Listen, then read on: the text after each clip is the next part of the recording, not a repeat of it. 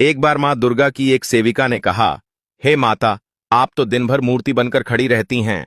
आज एक दिन आप मुझे मूर्ति का रूप दे दीजिए और आप आराम कर लीजिए। मां मुस्कुराई और बोली, ठीक है, पर एक शर्त है। मंदिर में जो भी आएगा, चाहे कुछ भी कहे, तुम्हें बस सुनना है, जवाब नहीं देना है। सेविका ने सहमति दे दी। मां दुर्गा ने सेविका को अपने जैसा रूप देकर मंदिर में खड़ा कर दिया।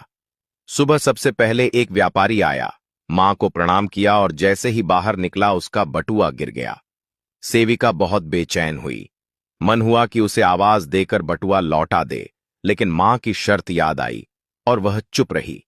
कुछ देर बाद एक गरीब आदमी आया। उसने मां से प्रार्थना की, मां, मेरे बच्चे भूखे हैं, कुछ मदद करो। तभी उसकी नजर गिरे हुए बटुए पर पड़ी। उसने बटुआ उठाया और मां को धन्यवाद देकर चला गया।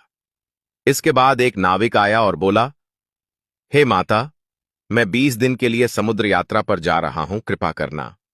जैसे ही वह बाहर निकला, पुलिस आई और उसे बटुआ चोरी करने के इल्जाम में पकड़ लिया।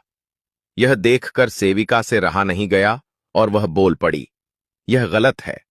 बटुआ तो उस गरीब ने उठाया था, इस नाविक ने नहीं। रात को मां दुर्गा लौटीं।